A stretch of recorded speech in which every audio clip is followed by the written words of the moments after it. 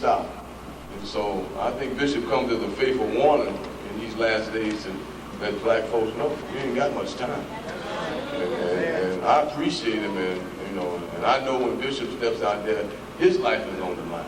I mean, because I seen when we were sitting at that table, and when all them special police and ATF, they shut that hotel in front of that hotel down, you would have thought that Osama bin Laden was in the hotel. And I never forget the look on Bishop's face while they was questioning Bishop kept eating.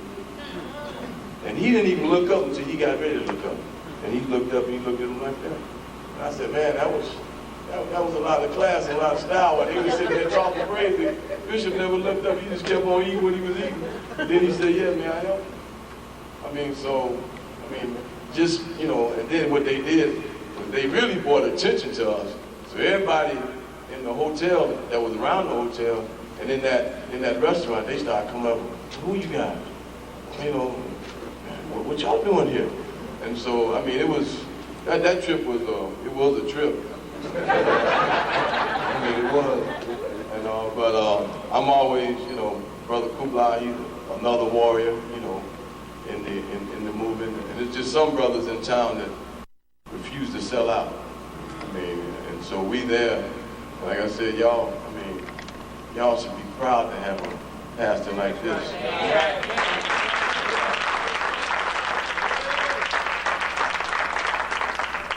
My mother belongs to the CME church over there on 109th and Low. And she was telling me about Bishop about 10 years ago. And she like, he did some kind of mentoring program at her church. And he's like, you need to come here, you need. And I said, well, you know, when she showed me, you know, his bio, I said, well, it's like all these other preachers. Little did I know that I would meet him face to face later on. And so, but like I said, I'm glad to be here. I'm also glad to be on the right side of history. You know, when the deal goes down, you know, because I have to look at it like this. You know, I got a 5-year-old son. If we don't do something now, I might well buy some chains and put them on him now. You know, that's where they hit. So I'm willing to put my life on the line. Like if Bishop can put his life on the line, and Steve can put his life on the line, Kublai, Brother Keith and this brother, and all these faithful brothers that when I see them with Bishop, you know, then who am I to say that I can't put my life on the line? So I hear Bishop say, if I don't go, who will go? You know, if not me, then who? And so, you know, I'm just trying to hurry up. I'm trying to talk to Brother Steve get ready. Okay, without any further ado, they call him the Boule Buster. I'll let them explain that to you. They call him the name and the names guy. They call him Baba. They call Brother Steve. Well, I'll let him tell you a lot of the things they call him, but he's famous for busting out the secret society of the black fraternity that was around the country. That I'll let him tell y'all about that. And Steve went in there and got the information and opened up black folks' eyes that black folks didn't even know that this existed from 1904 to today. So without any further ado, Brother Steve. All right.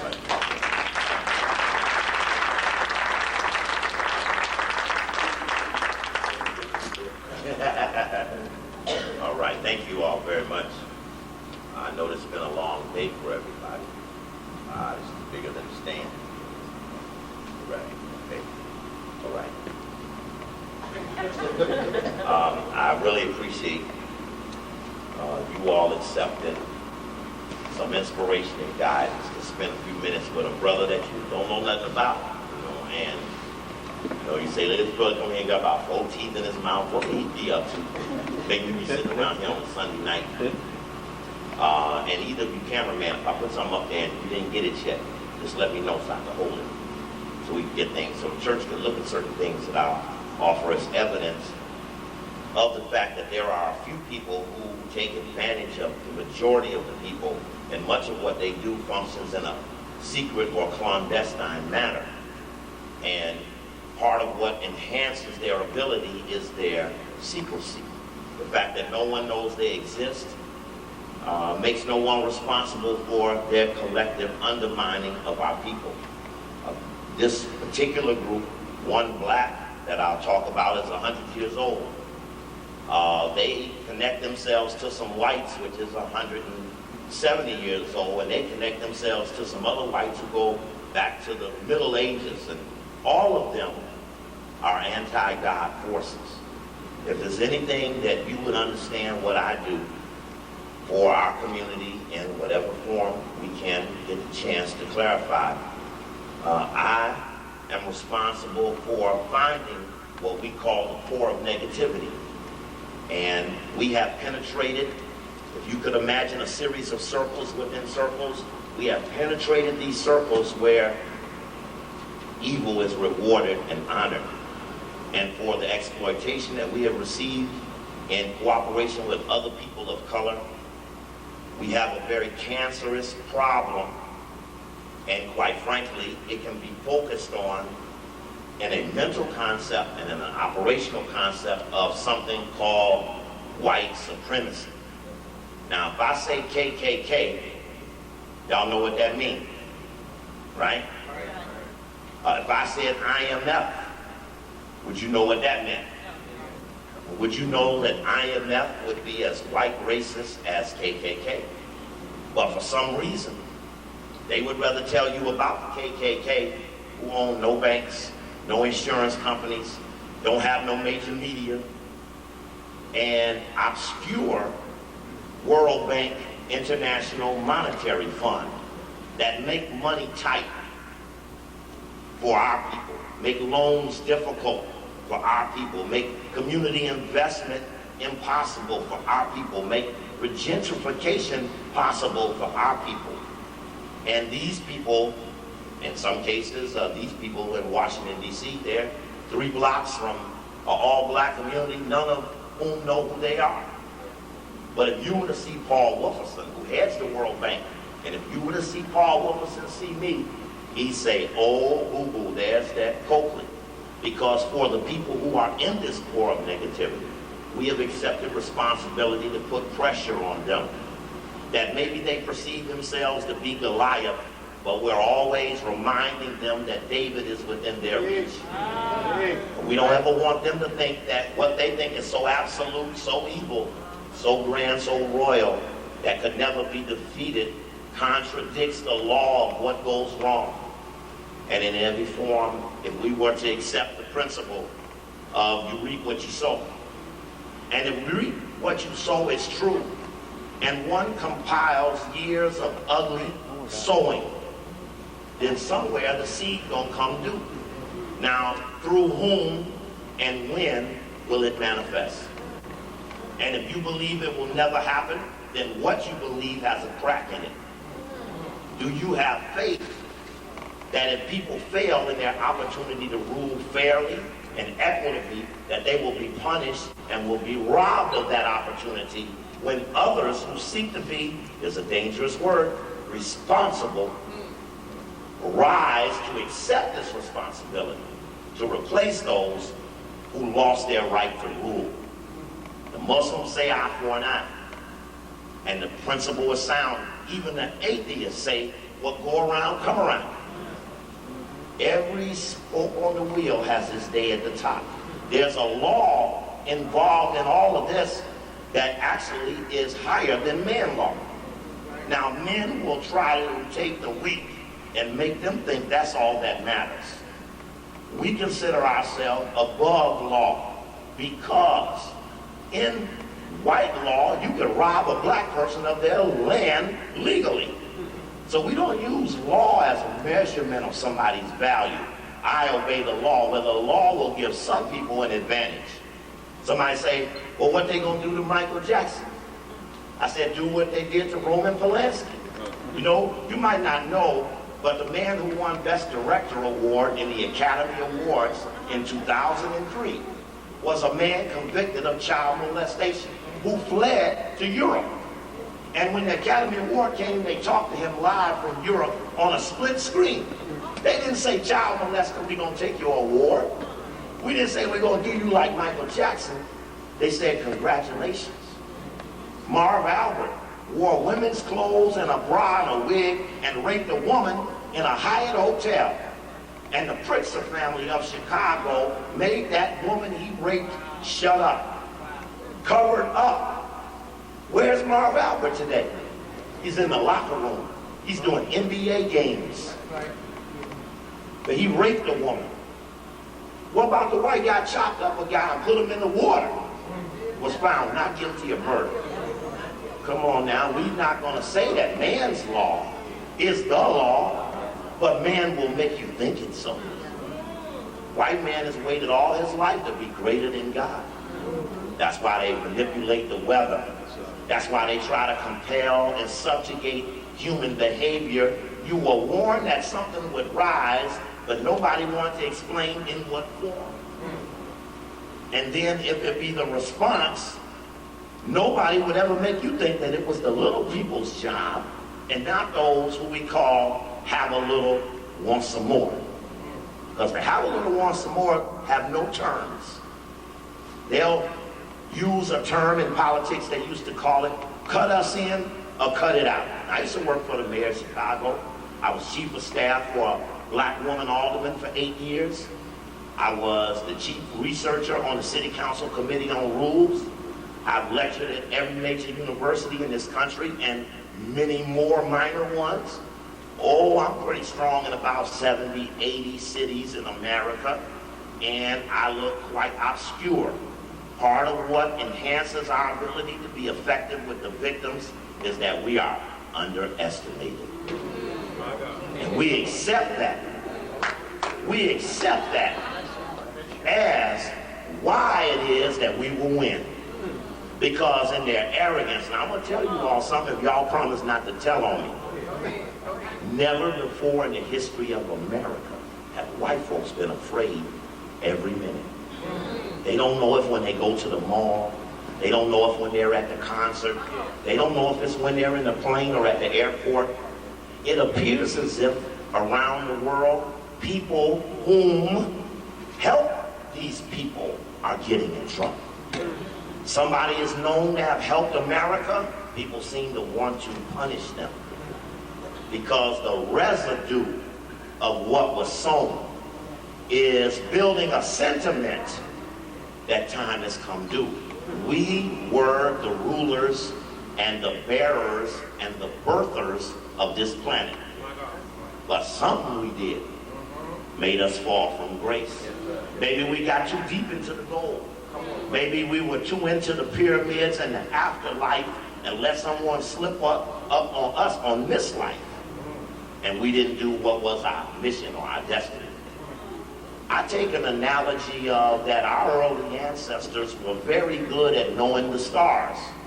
And we call that the people who came to the earth. Why did they know about this and that? Because this and that was the neighborhood. Why when America came, that they teach our children that they bought New York for $24 and a beads with a group of people who ain't had no store? What would $24 mean to some Hudson Bay original people who ain't got no supermarket? What would they need with a pair of beads? Why, when they said how much, they say, I can't sell it, it ain't mine.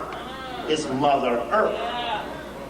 But the other guy said, and this is very important when you do research about the origin of things, I know you have a biblical explanation for how things started. And I can respect that. And what's important is that no matter which of those formulas you use, you're still going to end up having to go to what they call Africa. Now, you might say a different place, but there's no evidence that it could have been any other place than a place where your people were. Now, to pull off this act of superiority in times when facts couldn't be substantiated, they created something called myths to supplant for things about themselves they couldn't explain. So we just recently had things taken. The myth was that they gave gratitude to people who they stole from. It's a myth. We just left Columbus Day, where you ain't nobody till I discover you. And the people who were here were more advanced than the ones who showed up. But they pay people to be off that day. We're off. Nobody works on things taken. And to make sure people celebrate the killing of a people, they pay you extra for going along. Now, God asked me to ask you, which one of you will be so into preventing a Holocaust that one day you will stand up and take the money they gave you for being off on another man's murder and throw it back? Now, when that happens, when you start hearing around the country that people gave it back, all of a sudden the other side is going to say, oh, boo-boo. Something is going on. Now, you know the king, he used to have a castle, and to protect himself, because he was doing bad stuff, he made a little canal of water and he put alligators in it. And that really was helping the king for a while, but an oppressed people will eventually figure out how to whoop that alligator. All right? Therefore, the king figured out that the moat to the castle couldn't help him overcome a people who had had enough. So the king developed something. I want you to know how things started. The king developed something called social work. I want you to think about that. I asked the people last night, why do you think they pay the people so much to watch alcoholics? Because maybe they could get so drunk one day, they go downtown and disrupt the Sears Tower. Or whether it's on, you ever heard of a revolution amongst methadone people?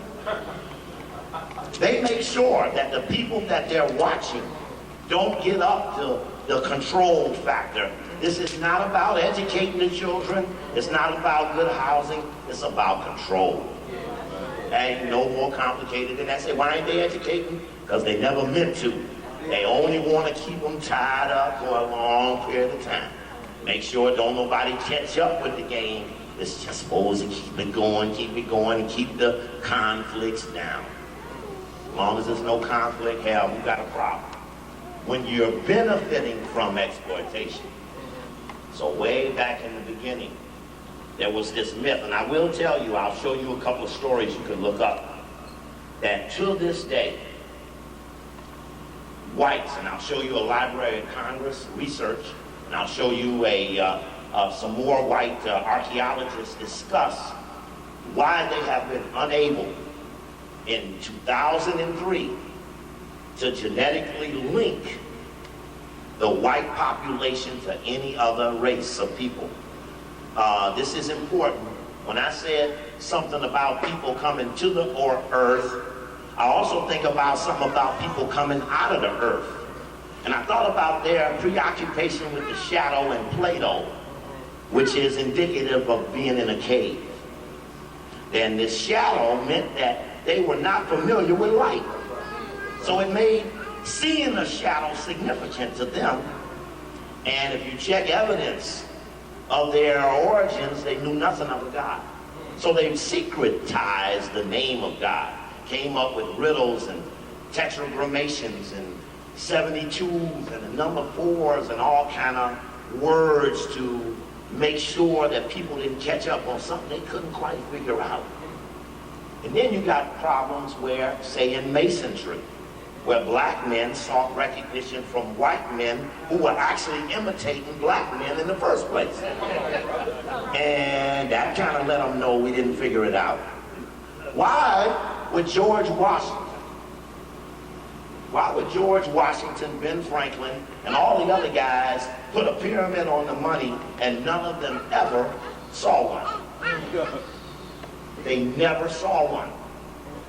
But they figured that one day they would tell the people that they did it. But that meant a series of things would have to happen to make them tell that story. One, you probably had to get rid of the ones who did do it. All right. Could they pull that off? Well, if you don't go to a casino, you might not see many of the other group they wiped. Don't say they won't do it, they already have. And they did it in a way that we cooperate and celebrate the holidays that made it so. In fact, a holiday cost the government $40 million. So it isn't just that they made up the lie, but they spent $40 million to protect. They got Columbus Day sales in the paper. Playing, got ships, children drawing them, and it's even discrepancies about all of that. They created another myth in Europe to trick some of the whites to come over here They told them that somewhere off the coast of what is now known as Georgia, that there exists somewhere down in the water evidence of white superiority. Atlantis. They just made it up because it wasn't so. But they had to tell some people in Europe that that was true to get them to come over here and help out in taking the land. Now the problem comes is when the adults cooperate and the children get confused watching the adults say this ain't true, but I'm gonna do it anyway, and they get confused. Right. So remember that when you look at your children and you want them to accomplish a certain goal, think about what you showed them about how it pays to cooperate. And that's very important. In these schools, they make you take shots to get in now. Even at the colleges, they make you take shots. None of my babies have ever had any shots at all, ever. Because there's something wrong with those shots. But they made people believe they were okay. They shot them soldiers up with some stuff that when they come back, it's going to be worse than that other thing they gave them, Persian Gulf War syndrome. They didn't admit to that till the day before they sent the next group. Ah, man, they gone. And you know they took all the Marines out from over there and sent all them little people thought they was going to college for free. Right. Don't know nothing about fighting. They over there getting ambushed and whipped up. But you know what? I bet you if you stood in front of the local recruitment office for the U.S. military right here in Dalton, I bet you could stand there all day. I bet you 9 to a dollar don't one person walk in there. Now, what is happening with the American military that now one person, recruitment is zero. Nobody want to be that now. Because now they know America going to work you into something even when there's nothing to work you into. They going to make some trouble. This is an arrogance. This is a moment in time. We are, I thank God for the right that I'm standing in the land where the greatest of all the whites came to be. This right here, where we are in this land, is where the greatest of all the whites have come to be. But like the Tower of Babel, America and France, they can't hear each other. They taking away French fries and they playing games with the wine because the French white and the American white can't hear each other anymore. The German and the British and the American get together and everybody come to protest against them. They up at the Queen House. There ain't no such thing as no queen. Well, one day Prince Charles, so-called, came to South Central, and man, I was standing there with a stick. Let me see one of you niggas bow. I'll hit y'all with this stick. Check this out. I work for the mayor of Chicago, right? So one day, this is honestly it's true. The King of Sweden was coming to Chicago, and they wanted to bring him in Midway Airport, King Olaf, so-called. They always put so-called in there, because this is king for me, this is a prince, this is another king, there's another king. I don't know nothing about that other thing. So I don't have no honor to no false nothing. I don't know who crowned them. You know, and so the king comes in, so-called, and everybody landing, and there's a certain part of Chicago, I didn't understand, it's called Andersonville. It's up North Clark, like a 40. I don't know nothing about that, but that's like, we got to take the king up there because that's where all his people's at. So we at the airport, and there was a brother, Antonio Dickey, the photographer for the city. Worked for Harold Washington, did the famous photos of Harold. And I look over, and they're snapping pictures, and I look over and see the city photographer with his camera down. I said, brother, what you doing? He said, well, the king's people told me I didn't have a right to shoot the king in the photograph. I said, brother, what city are we in? He said, Chicago. I said, who paid your salary? He said, the mayor. I said, man, you better get your way over there and shoot them pictures. Can't no king tell you what to do in your land. Let's see you been up, you know. You ever seen when you open the door and they run through? You know, I'll stop them and say, hold on, this is going to let my family through. You know, or you go to hold the door and they don't want to touch it, so they slide through the door. It's like you held it for them. Little things, you know. They drop something, they wait for you to pick it up. And they test you all the time. Sometimes they say something bad about somebody you know to see if they can get you. Hey, what's up with your boy Ferry Can? You know, somebody, what? I see your boy Mike is at it again. You know how they do. When you at the job, they gonna test you. You know, and it don't matter. You know, one day I was at Georgetown giving a speech, And it was NAACP sponsored, a little student group, and there were about 35 whites. So in the beginning of the program, I said, let's start off this with a game called Where Do You Come From? So I started with some of the Africans. I said, where y'all come from? And they was naming Somalia and Ethiopia, and they, you know, and then I asked the whites, and out of 35, we had 29 different answers. And that was important for the Africans to see that they were still not sure.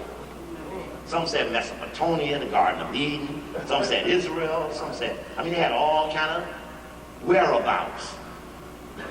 But we can say that in the research context, they still have not been able to link them. You know, they were going 8 white man. It's not true. It just didn't happen like that. And so, in very learned ways, they go through this, and they don't have a way to explain it yet. They will. I'm sure they'll come up with it in the end. This is a flyer of a lecture that I gave at a African Center school in Oakland, California.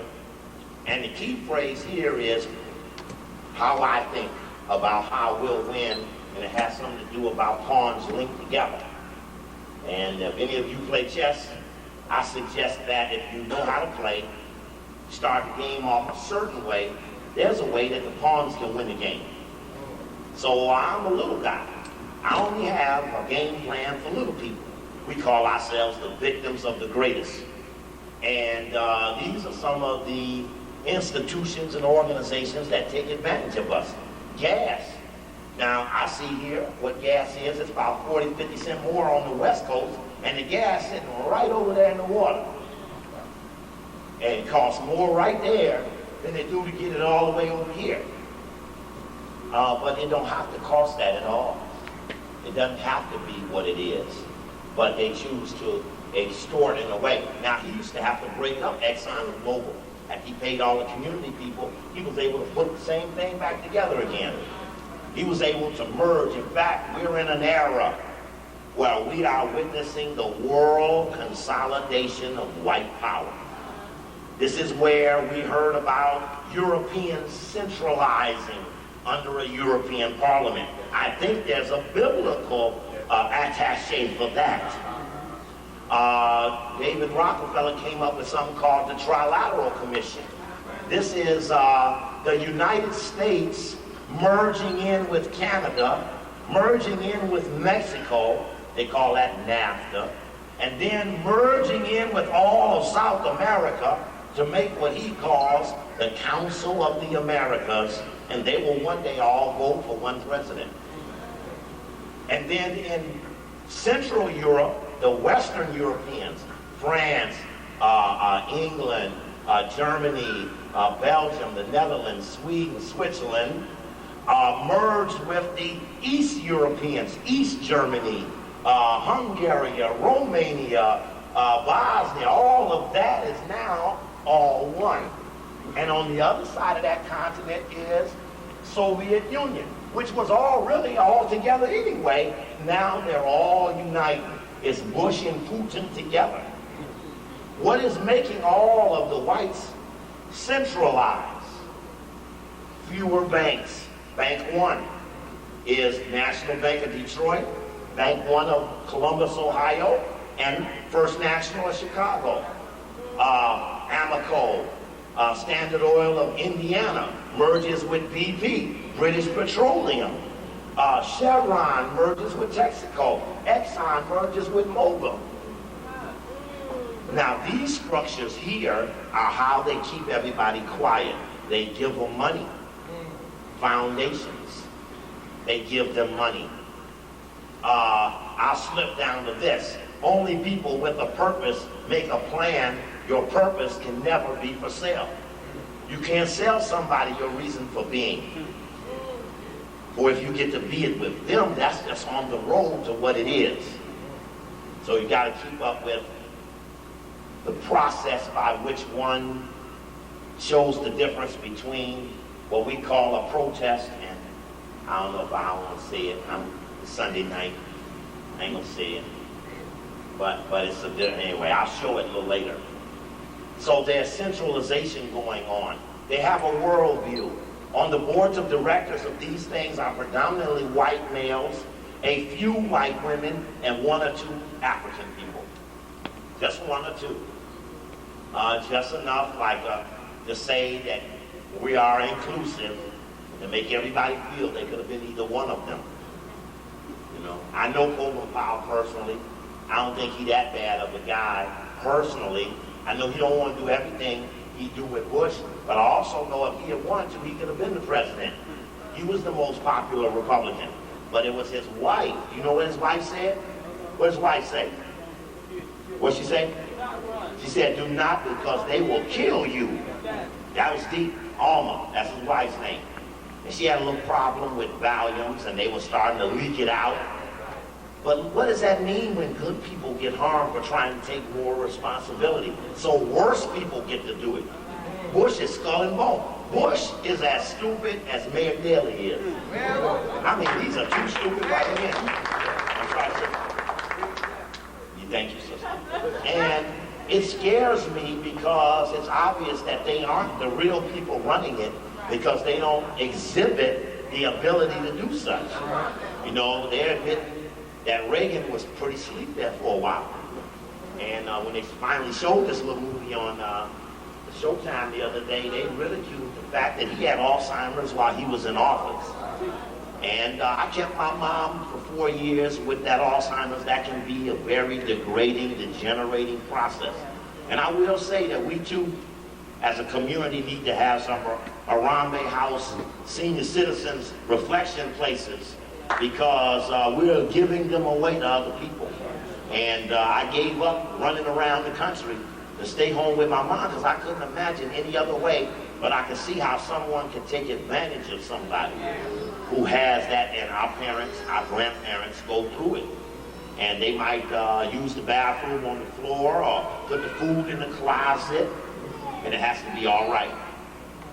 And we got to be able to have that tolerance level to serve ours in that same way. So there's a group that guards the group that does the stuff. I will tell you that over the course of time, thank you, brother.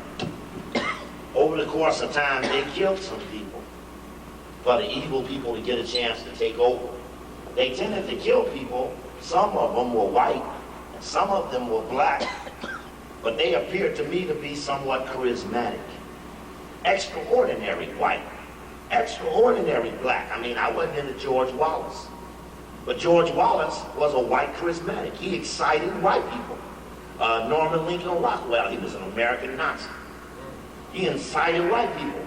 He would sit down on an Herb Cupson show with Malcolm X, talk to Malcolm nasty.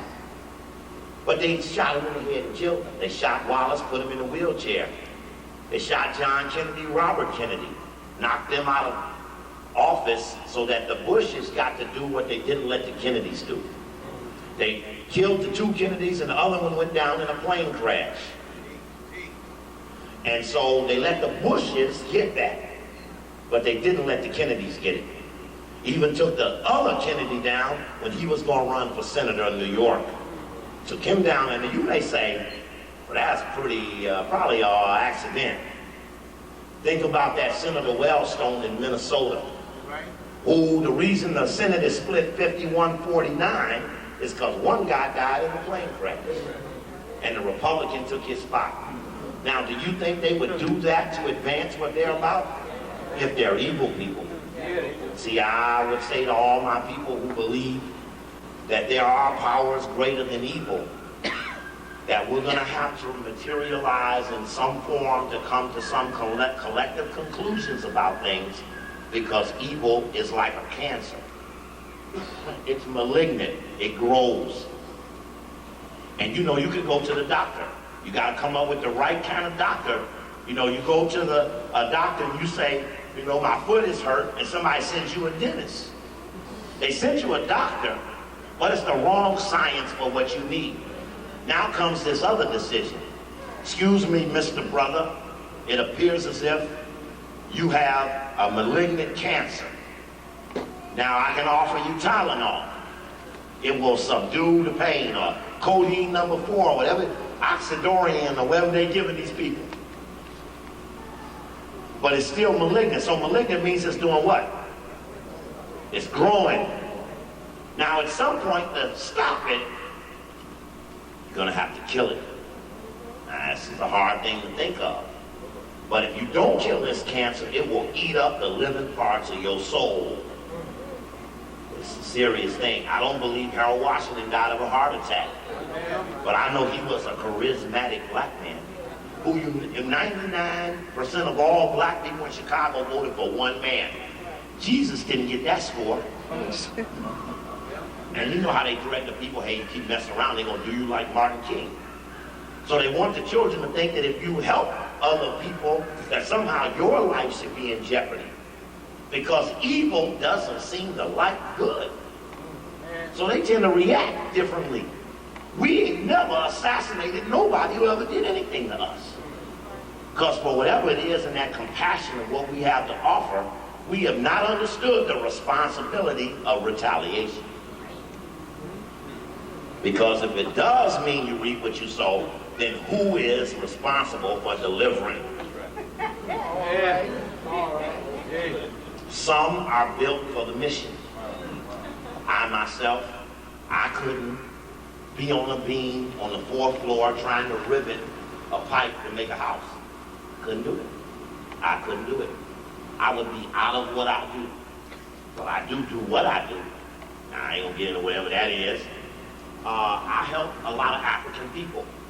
Many times African people need help and they can't call the police. I'm gonna tell you the truth. I had a black guy in Washington. I'm striking. I have a tape up here, to plot to destroy black education. Just still around Onion Palmer at the Garvey School in Los Angeles. He got a school, he got 500 students paying $500 a month. I look down, that's $250,000 a month. By the 5th day of the next month, your check got to clear. Well, your child is staying in school. One man walk over and say, I want to buy your school for $1 million. And 250, after 4 months, he got $1 million. After 8 months, he got $2 million. Somebody said, I want to buy your school for $1 million, and if you don't sell it to me, I'm going to rough you up. Now, ain't no black man going to call no FBI. If you call LAPD, they ain't going to understand. But sometimes you have to put people in place of capability such that they can touch the other side and say, I don't think you want to do that.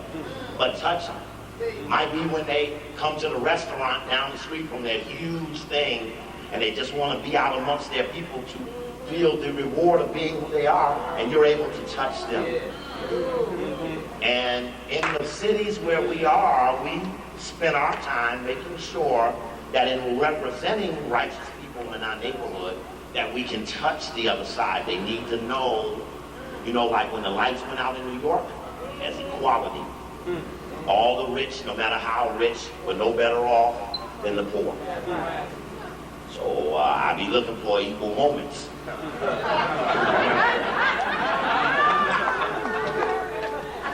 Now, this could be Harriet Tubman, and I could have said go down Moses.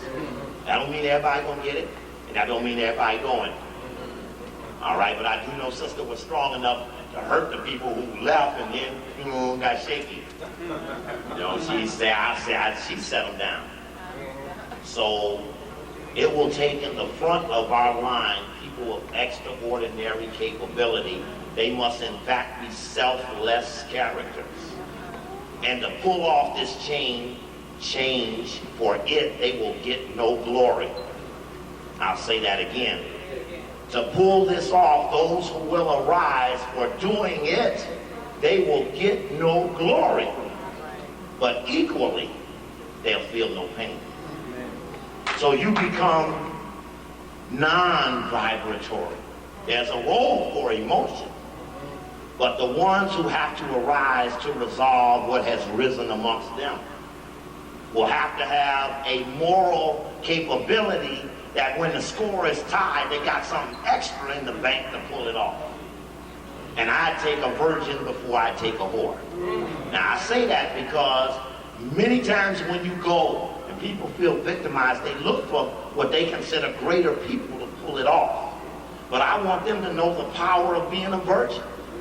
They might not have all the answers. They might not know about all the groups.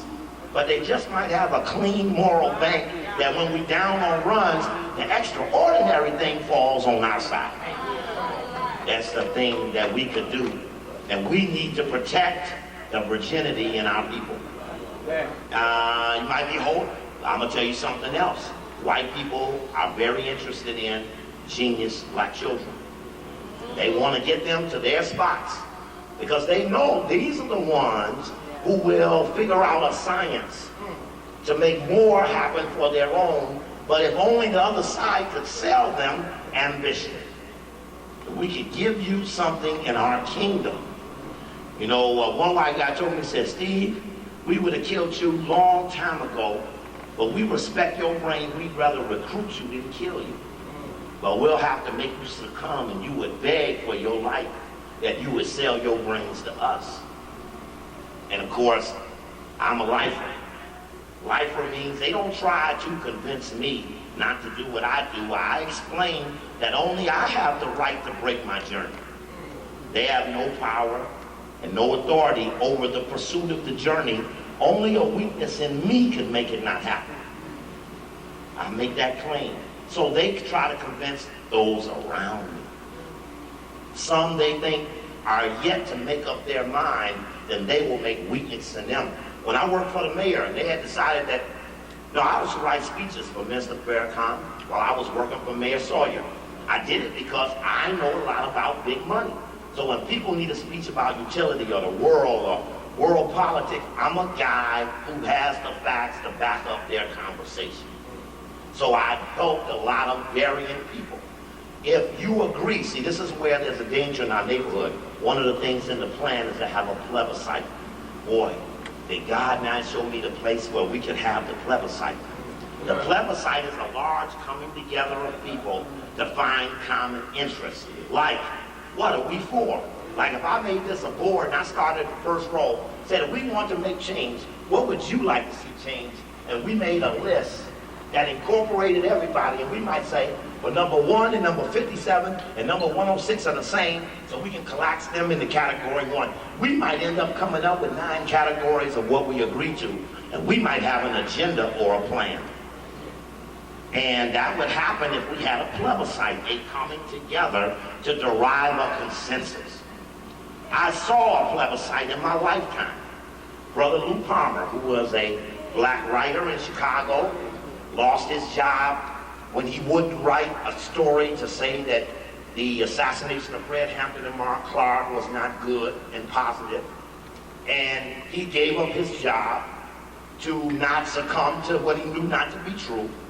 And he ended up with a loose notebook and a this and a that. But when it came time to have a coming together, it took a certain type of personality that everybody could accept as what we call a geller. A geller is somebody who can find commonality in various factions. So everybody believed in Lou as a man who sacrificed for what he believed in. It wasn't what he got that made it so, it was what he gave up that qualified him to be the one that everybody would submit votes to, that resulted in from 50 down to 10 on who blacks wanted to have to be the one candidate for mayor. Now, the other side is pretty slick. When one want to do it, they put 4 more in there. So, but we didn't have that problem because wouldn't nobody dare be in after 70-something thousand people voted on it. Because from where would they get the consensus to come forward? So then it got down to 10, then it was down to 3, and they put out ballots, laundromats, grocery stores, all over Chicago on those 3, and Harold Washington won. And at one night at Bethel AME Church, because the church seemed to be a good place that people were willing to come together in, and because it was a church, it prevented certain type of foul activity in context.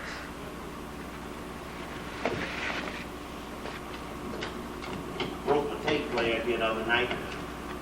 I think it's about an $8 tape player. I might be able to get another one after tonight. At least worth 10. But Harold Washington ended up the person selected, and on that night, being the one that everybody selected, he did not accept the request. He made a demand. He said, I'll be your candidate if you register 50,000.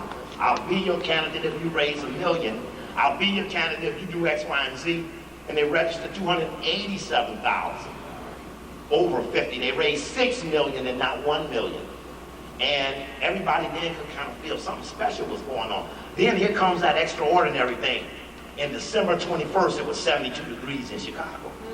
Look at the weather leading up to the election of Harold Washington, and you will see that he had a chance to use that extra bank so that cold didn't walk us away. See, they got precinct captains who got jobs. To keep the job, they knock on the door. But when the weather's bad, the people with no job but inspiration sometimes can't beat the ones paying the bills. Pragmatic versus the inspiration. So when the weather got right, things got even. I would also like to say this on another side, that the Senate is split 51-49 and they're all white. The House is split, that 435 is split only 8 votes on one side or the other. Now I would suggest to you the fact that when you look around, notice how they're equalized not by a conflict with you, but their rivalries with each other have split them 50-50. It's almost like something that's going to open up that you're going to walk through. Now, I used to tell people now, we say go down Moses, or we say get down to the Red Sea. Don't you doubt it and try to figure out how it's going to part. You just be there, so when it open up, you can get across. All right? And you might say, how the hell are they going to do that? But then that might not be what you're asked. You might be just asked to get across if it opens. Right. So that'll take faith. Now, let's see if I can put some earthly things up here. I like people who I associate with to know certain things, and I want them to know about the giants of the other side. So I ask them to do some simple things. I like them to know who's big in the Fortune 500. I would like our people to know who are the big ones in industry. Now at the little African Center School in Washington, D.C., where my daughter goes, I teach the 4th graders foreign policy. Now my daughter's in 6th grade, she'd be at the 12th grade level, and it's a school full of extraordinary children. They are just super turned on.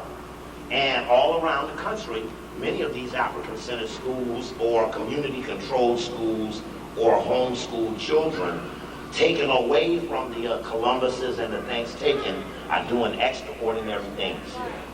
And we are getting control of our children. But we teach the origin of American foreign policy is that some people came from Europe, conquered the people, and when they conquered them, they made a government, and then they came up with a policy. That's the origin of American foreign policy. That's what we want a 4th grader to know, that somebody came from someplace else and imposed a policy that, yes, was foreign, because it didn't reflect the values of the people who were the majority. But we would want our people to know. Now, General Electric is one of the biggest of the Fortune 500. What television station does General Electric own? NBC, good seconds in. NBC, correct. Now, remember, when the Today Show comes on, they say live from where?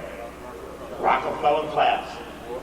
And then when Tom Brokaw go off, watch as the camera fades away and you see GE's name at the top of Rockefeller Plaza. General Electric is the same as ExxonMobil. So General Electric is number 1, ExxonMobil is number 3. But it's the same people. J.P. Morgan, Chase Manhattan, same people. Citicorp is the left side of the Rockefeller family. My only point is that we try to teach that though there's 5 or 6 cereal boxes on the shelf or 30 different brands, there are only 3 companies making them. So we want our children to be able to understand the corporate side of enterprise. And that would mean they would study big enterprise, and that would make them understand why it's problems on little enterprise. Now, if you got a sheet of paper, write this down for me. Put 0.1 on this side. In fact, I don't know if I have a felt pen. Anybody got one of those markers? Let me see if I got one in my pocket. No. Yeah, let me see, something that would, I don't know if they will or not, let's see. You took a sheet of paper. Yeah, there we go. You put 01, and at the bottom of that you put 84. Okay, and then on this side you put 99.9, and here you put 16. Now this is why we have a problem. Thank you. The problem is that 0.1% of the people control 84% of all of this and all of that. So then the problem is when you got 99 people splitting 16 cookies. Now imagine I took 84 cookies and put over there with 1/10 of a person. There ain't gonna be no fighting over there. It's enough for all 1/10 of a person to live forever and their greatest grandchildren. But over here it's arguments because 99.9 is arguing over 16% of the housing, 16% of the health care, 16% of the school resources. So there seems to be a never-ending series of problems over here because it was never enough to solve the amount that was left over. That's the wealth issue. Our community doesn't discuss the wealth issue, but they all know Jesus went to the table of the moneylenders and turned it out.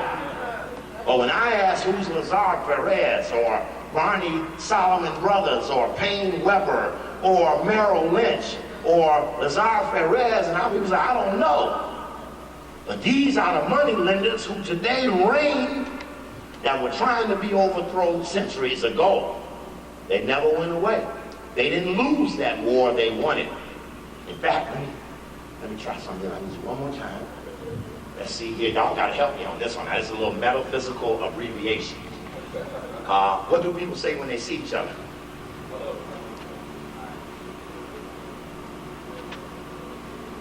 Oh yeah, y'all scaring me now. Hell, oh. Now, okay, now help me one more time. They say there's some place where everybody messed up at. And they say probably where they are, they call it hell. And then they say that they're all a little evil. And then we say, who we are is that this is our thing.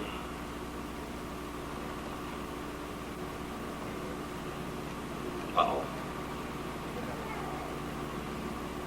Can't see that. Oh, I guess you can. What do we say about ourselves? Nobody's perfect. Now that's where we have unity. We are all unified in that, oh great. We are all unified in that we are vulnerable to error.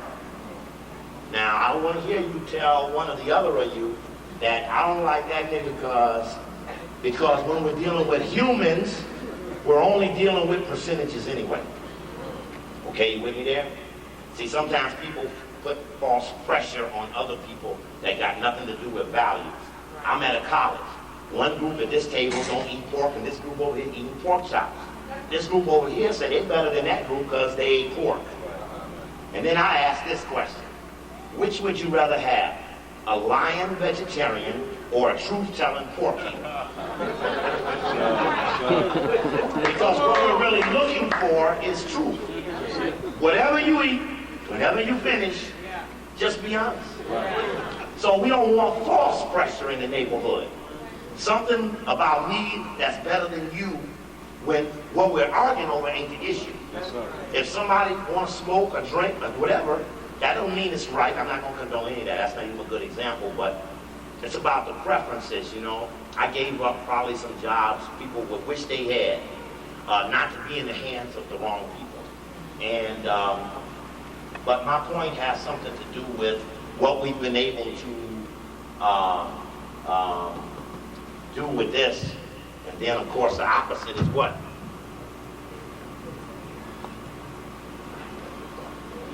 Now, if you call me, you hear me say good afternoon, good morning, good evening.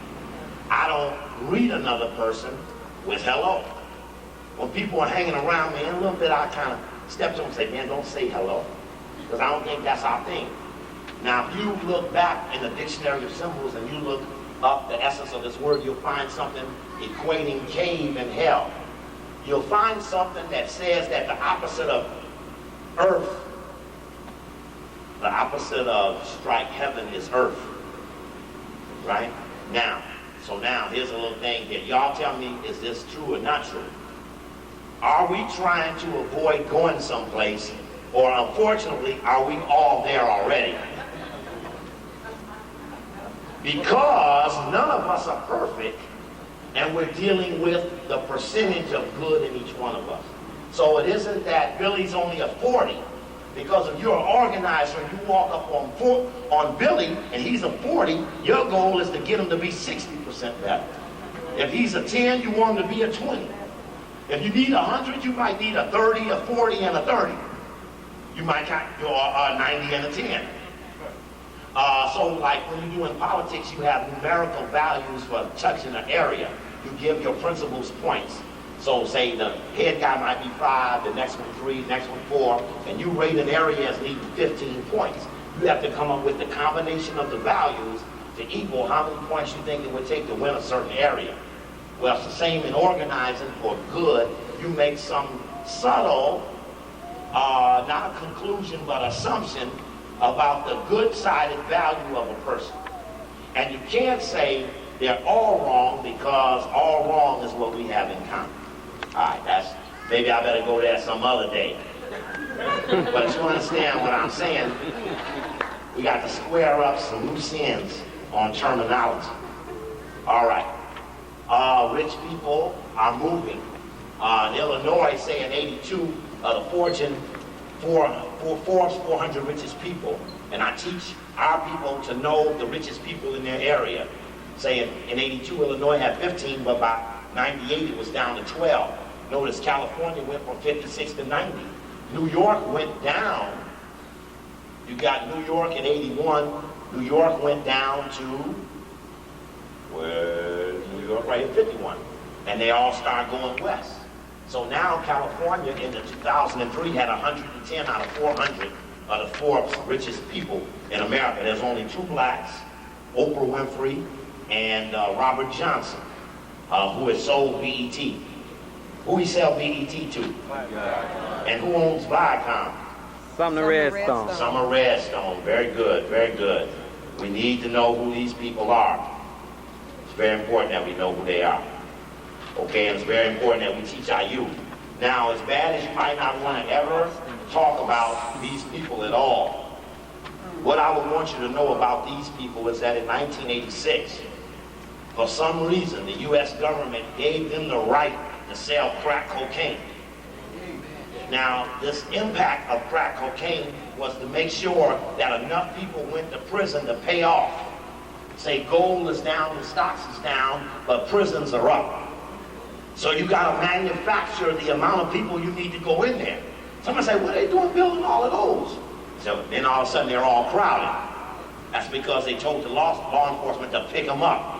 So a person with a lot of cocaine, pure, would get less time than somebody with a little crack cut down. Because it was about a game. It was a game. Now a white guy working for the San Jose Mercury News, he figured out that the whites were plotting to undermine black neighborhoods with crack cocaine. They were promoting crack when crack wasn't even on the street. It was an orchestrated desire. How do they get them into ecstasy? How do they know something new is out? Because the media promotes it. Right. And then you look up the white guy that finds this out, writes the story for his paper, and what did they do to reward him? They fired him. Maxine Waters, the congresswoman, pushed and went to Latin America and eventually found that the Justice Department, William French Smith, authorized the CIA not to report cocaine dealings of any of the people working with it, and we ruined thousands of young black lives on an agreement with the government. And it's like in Cincinnati, where they called the government to help a young man who needed help, not to be arrested. And they decided they're going to beat him into submission. And they didn't call him because he committed any crime. And so people are going to stop calling him. Very important. I showed this to students. This is John Kennedy laying on the autopsy table.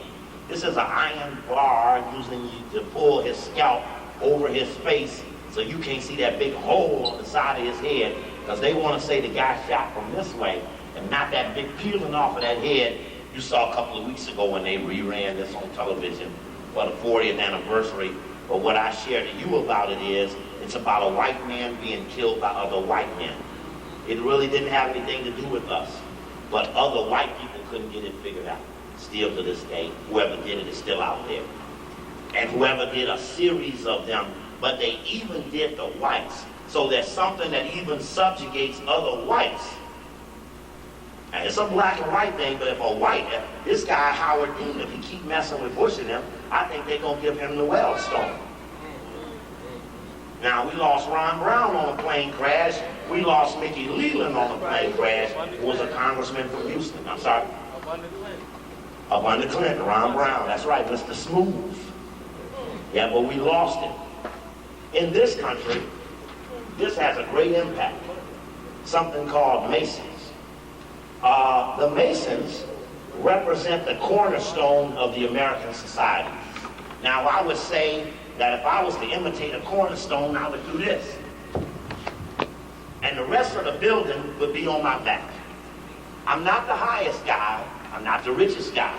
I'm just a strong thing that could be a pillar that can let higher things stand on top of me. So when they formed this government and they put that pyramid on the dollar and they put other things, they drew upon symbolism that represented a relationship with a secret society. It wasn't democracy, it was secrecy. And they put things on it that did not relate to who they were. And they talk about how they wrote the Constitution, how they came up with the separation of powers. Semper Fidelis, the founder of the Marines, is a Mason. John Marshall, you go to downtown Chicago, you got John Marshall Law School. That's the father of the judiciary.